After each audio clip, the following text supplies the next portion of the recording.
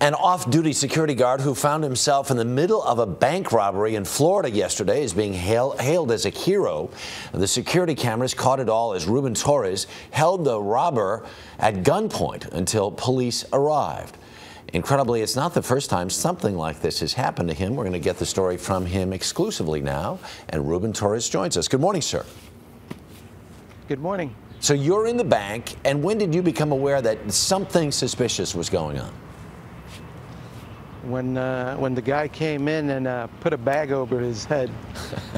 he put a Walmart bag over his head. And you thought, whatever's going on here next is probably not going to be so good.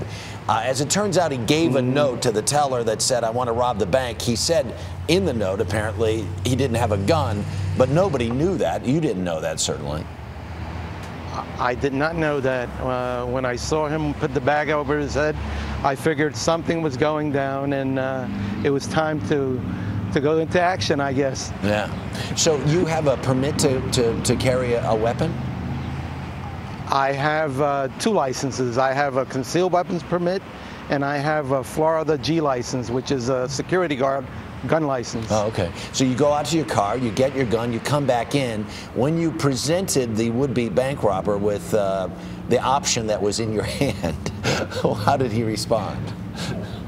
Well, when I walked in, he was just getting up to the teller and handing her the note. I went over to one of the other tellers and asked her what was going on. What did he want? She said money, and I said, okay.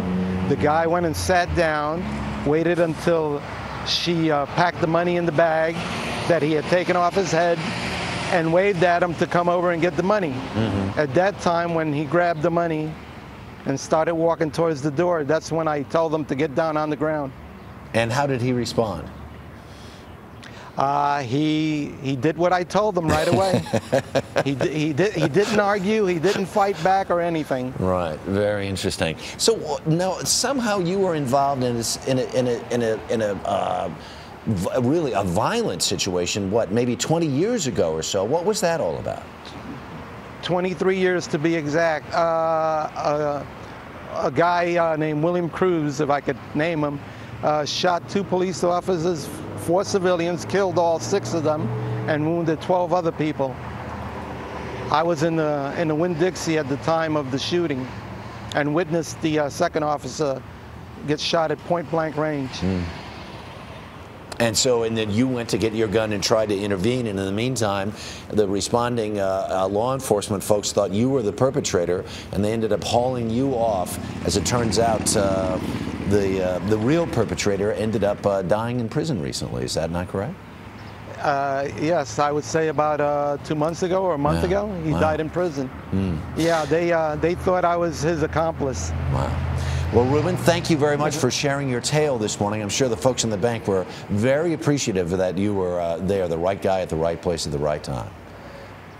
Well, this is my bank, and I do my business in here all the time. Maybe they'll give you a better interest rate. All right. Ruben, thank you so much. A lot happens early on The Early Show, weekday mornings on CBS.